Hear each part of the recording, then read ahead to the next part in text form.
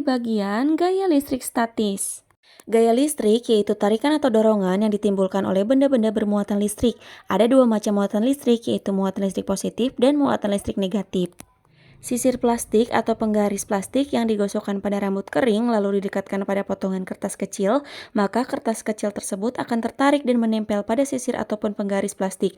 Hal ini terjadi karena gerakan sisir ataupun penggaris plastik dengan rambut mampu menghasilkan gaya listrik yang dinamakan gaya listrik statis. Gaya listrik statis inilah yang menyebabkan potongan kertas tertarik dan menempel. Gaya magnet adalah gaya yang bekerja pada magnet. Magnet menarik pada benda-benda tertentu. Benda yang dapat ditarik oleh magnet harus benda yang terbuat dari 3 bahan, yaitu besi, nikel, dan kobalt.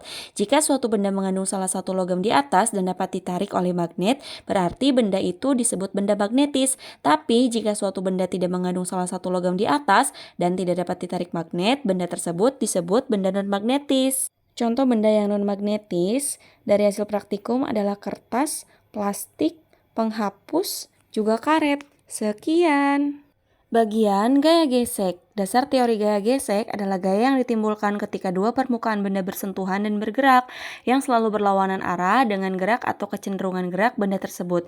Besar gaya gesek dipengaruhi oleh kekasaran dan jenis permukaan benda, serta gaya normal atau berat benda. Dari hasil pengamatan, keadaan balok sebelum bergerak menunjukkan angka 0, saat akan bergerak menunjukkan angka 2, sesudah bergerak menunjukkan angka 0. Pada saat kayu ditarik oleh neraca pegas dengan gaya yang perlahan atau kecil, balok kayu yang permukaannya kasar atau permukaannya yang halus, ternyata balok yang permukaannya kasar lebih mudah ditarik daripada balok yang permukaannya halus atau licin.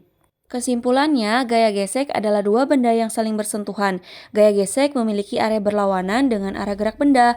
Gaya gesek makin besar jika permukaannya benda yang bersentuhan kasar dan gaya gesek berkurang jika permukaan benda yang bersentuhan licin. Bagian gaya berat.